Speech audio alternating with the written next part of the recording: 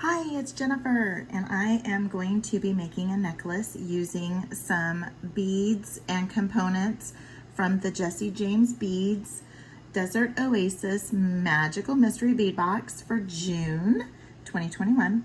And I put together off screen, I did put together a necklace just because I wasn't sure how it was going to turn out. I didn't know.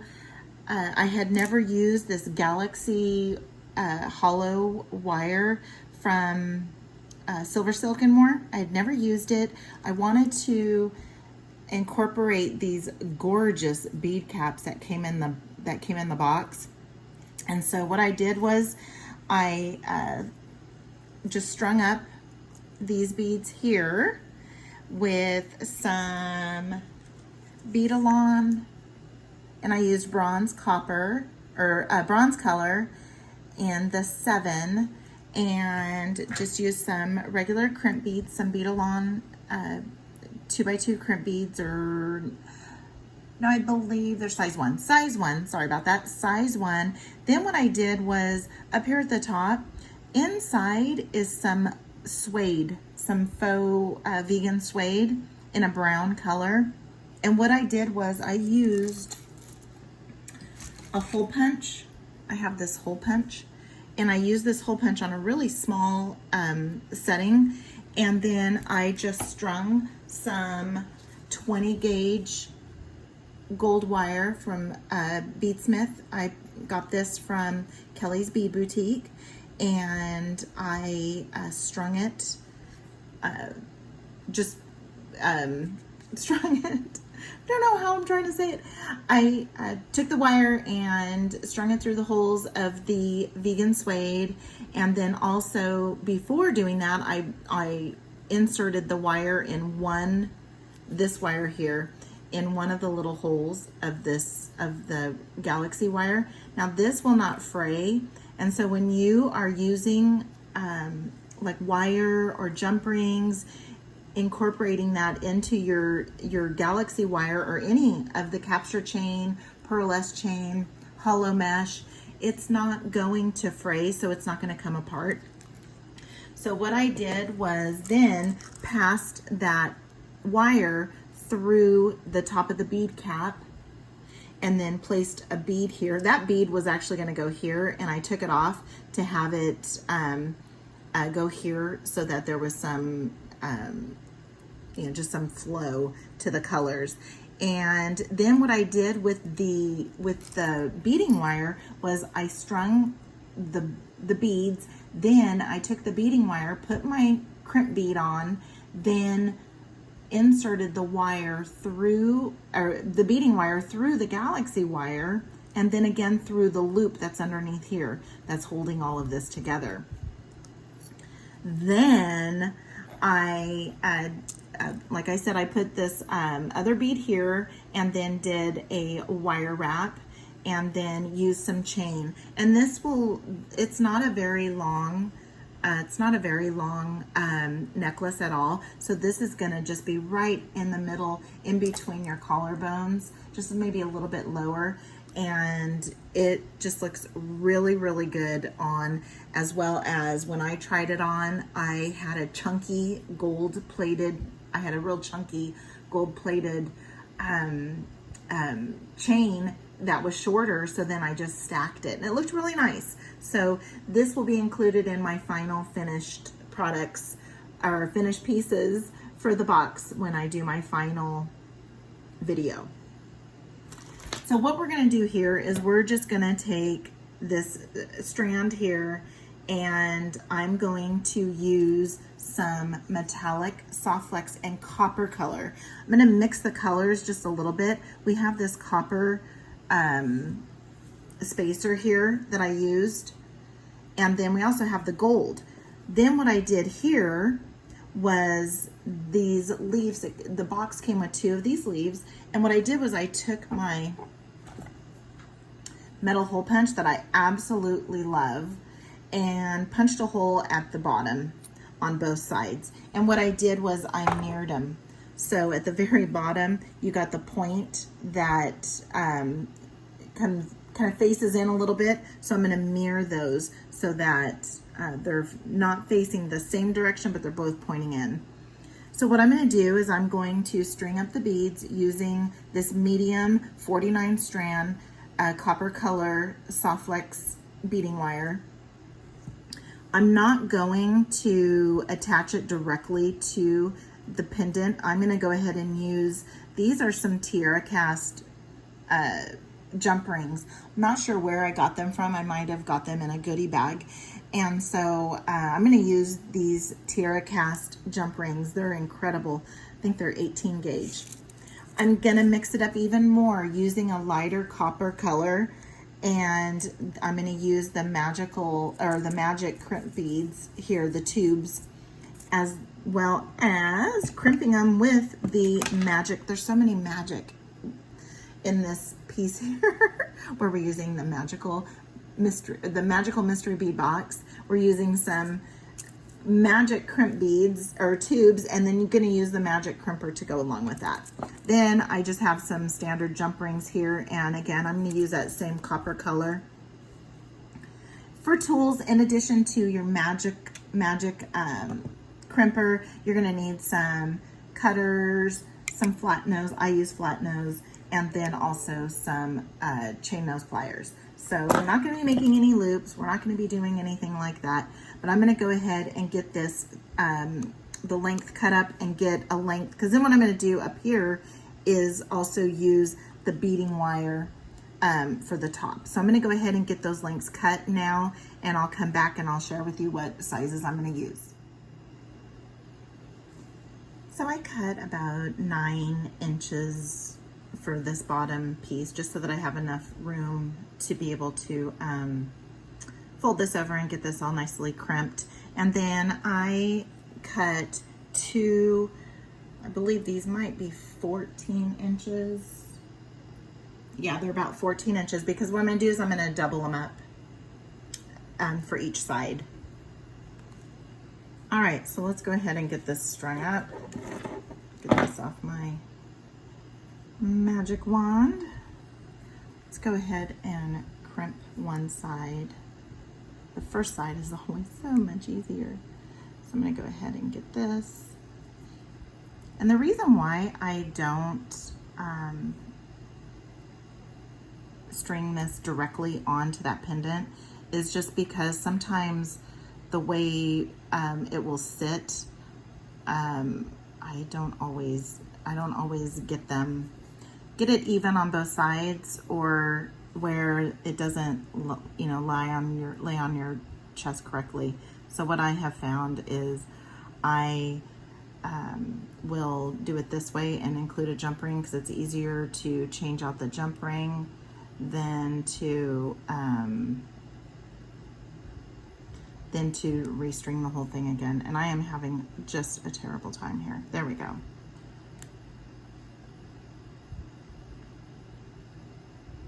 Let's see. All right, and I don't want those to cross. And I don't need a huge loop, but that loop looks pretty good. So then what I'm going to do is I'm going to come in with my magic crimpers and make sure that I am not crossing wires back here, and give it a little squish, and it's going to look a little, looks like a little square. Then I come in and on the other side, give it another little squish, and then I just roll it around until it forms a bead. Sometimes it's not too cooperative with me, but I just want to get it to where it's like a bead. I don't have anything sharp coming out. I want it to feel smooth all the way around, because I do not want to add a bead cover, a crimp cover. All right, so you can either leave that tail on or you can cut it off. Sometimes I'll leave it on just if I can't get my cutters in there close. I will just leave the tail and pass it through the beads. I'm going to go ahead and cut that off. and start stringing. I have to watch and make sure I don't go off camera. I have a horrible habit of going off camera. I think it's just natural. For me, it's just natural because I will start and then I'll start getting closer and closer to my eyes so that I can see. Let's go ahead and pass that through. I love these crystal beads, so pretty, and I love mixing metals. I love mixing beads with you know, glass beads, metal beads, wood beads, and this is what we have here. We have the whole mix right here with having some crystal and some wood beads and some metal beads. We're mixing metals, metal colors. And when I come down to this second, before I crimp this second one here, I want a tight fit. I don't want a lot of slack, but I have to be able to leave enough room for the beads to move around, to be able to move around freely. So I'm going to come in and go ahead and take this. And I do leave the taller tail for the second side just because sometimes it's just easier depending on how your, you know, if I was going to be stringing this on directly onto the pendant, I would want my larger tail over here. So of course I was talking a little too much while I was trying to get this strung. And sometimes what I'll do is I'll just and then I could tell where my, you know, I could tell if my wires are crossing. I'll just place my chain nose and just give it a little tug. And I want it to be the same size, and I can see here that it's not. And I do know just by pulling on that I need to have a little bit more, slack. And so sometimes what I'll do is, that looks about the same, and then I'll just look at my slack, and the slack is okay. It's good. Let's grab the magic crimpers, make sure we have everything in place correctly. We're not crossing wires, give it a little squeeze. I have my little square, and then start little swishes all the way around to get that bead formed. Okay, and then I will come in and give this a little squeeze there. All right, so that's perfect. Nice. I guess it didn't matter which way I went. Okay, so now what I'm going to do is I'm going to go ahead and attach those. I always have to feel around for where the opening is on some of these, like with the tiara cast jump rings and the soft flex jump rings. I have a hard time seeing where the split is. Let's get this on here. Let's hope that these are big enough jump rings. Let's go. They might not be big enough.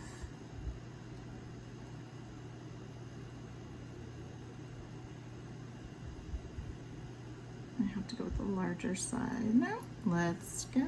We got her in there.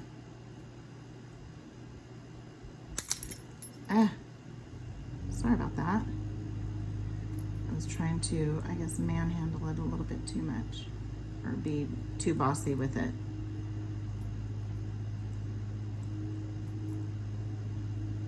There we go.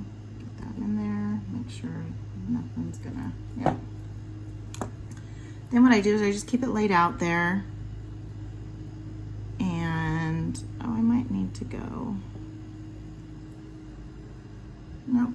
Okay, so then I want to make sure that it is going to lay nicely. All right, so I just keep it all laid out, And then now what I'll do is I'll go ahead and put this jump ring on, and I want it to be facing this way. So let's go ahead and get this one opened up. Because if it gets twisted, it doesn't really work. It doesn't look nice when it's all twisted, because then you have one side that's twisted, you had one side that's laying on your chest correctly, and all right, maybe give it the little, needs to go in a little bit more.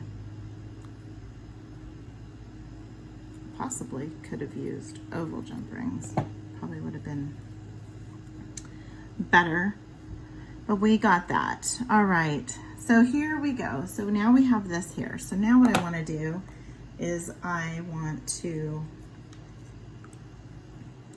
make up my strands here, because then I'm going to have a double strand going all the way down. So what I'm going to do is I'm going to pass 2 through. And my lighting is not the best in here because I have to turn off the lights so I don't have a bunch of shadows, but then I really can't see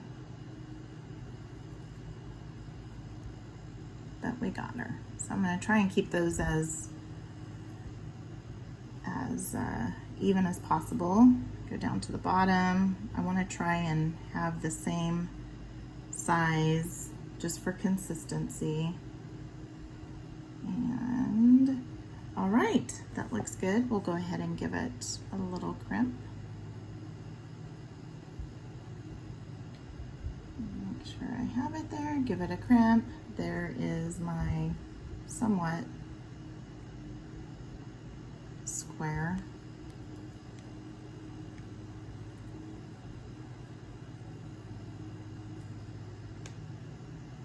And just kind of roll her around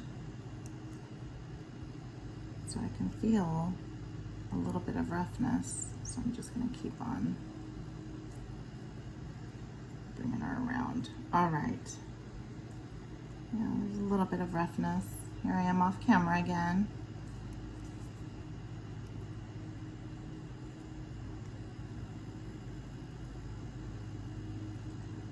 There is an art to this. And I felt pretty lucky the very first time I ever used these. I got the crimper, I got it to work. And so I was so excited and thought, oh man. I was told that it would take a while to get it figured out. But you know what? Those teachers, the girls over at Softflex Company that do these do their demonstrations, they're so incredible. Sarah and Kristen, they're so incredible that, you know, you can't miss when you listen to them. And what an incredible product. I love the crimp tubes and I love the beading wire, and I try to incorporate it in all of my pieces that I can. All right, so let's see here. Let's get it a little bit. All right, so let's go ahead and give it a little squish. Let's go squish. And now we'll just go around until we have a nice, smooth bead looking result. And I've got some sticking out here. It's not forming exactly the way I want to.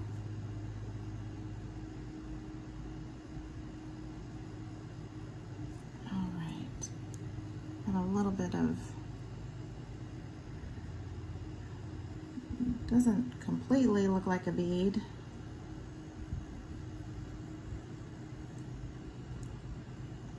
Kind of, there we go.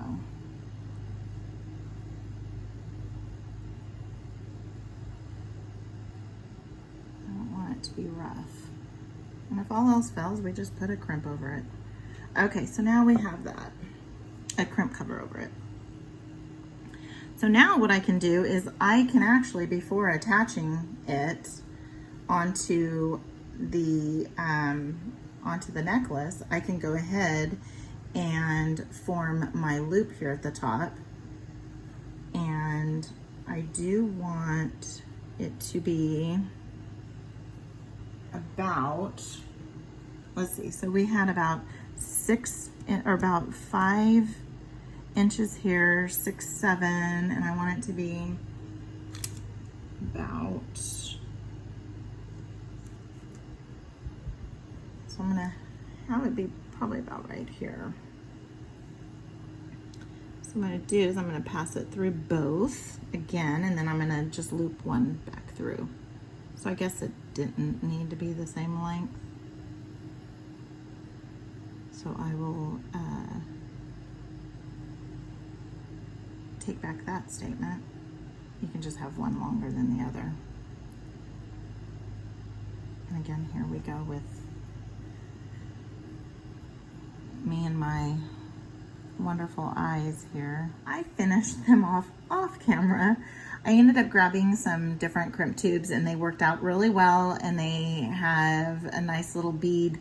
I didn't struggle with them as much as I did these other ones here, and so I just had to, you know, sometimes that's why you have extras out. You just have to grab, you know, some alternates. All right, so now what we'll do is these ended up being about a little over 6 inches each.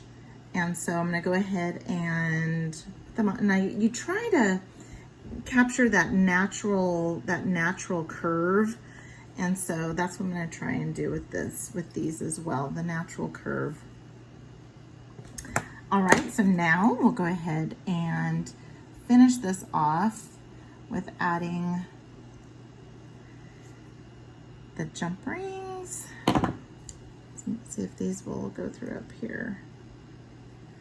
Sometimes you just have to you know, just force it through without your jump ring. I mean, without your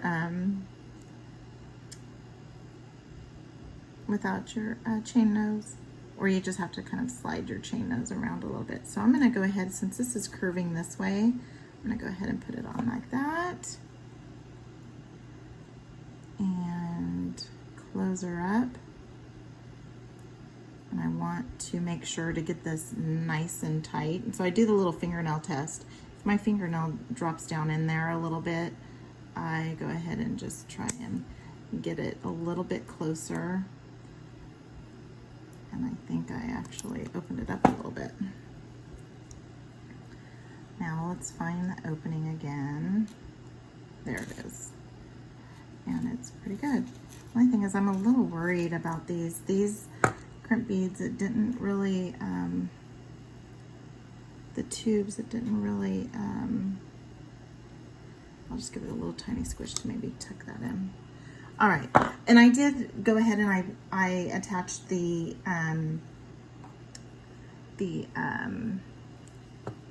lobster clasp directly to. I did not attach the jump ring that I was going to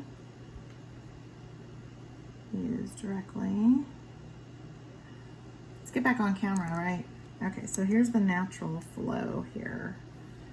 So I'm gonna go ahead and just put that on there, because it doesn't matter for this one. Make sure it's nice and snug in there. And then let's bring this one down. And is this one a little, yeah, this one, yeah, these just didn't want to.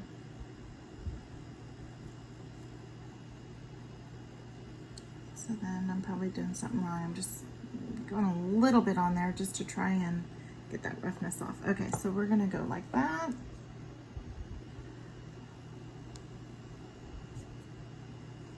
And we are going to open this up. Get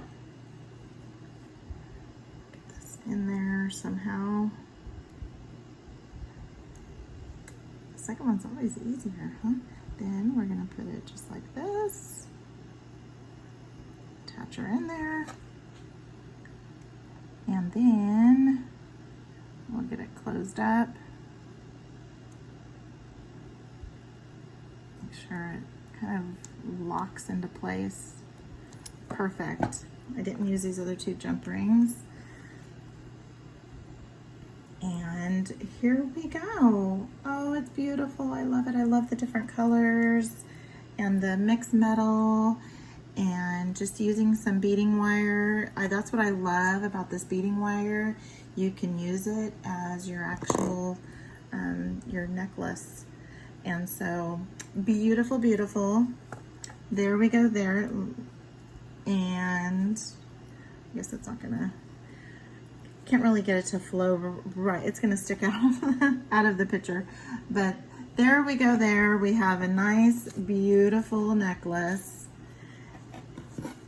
with using the gold leaf pendants, adding the hole, using the wood beads here as well as metal and the crystal. We use some copper here, we use some copper here, we use some gold here, and so just have a nice mix and variety of metals and beads, and very happy with this piece. It looks beautiful, and will make for a nice gift, or I might keep this one for myself.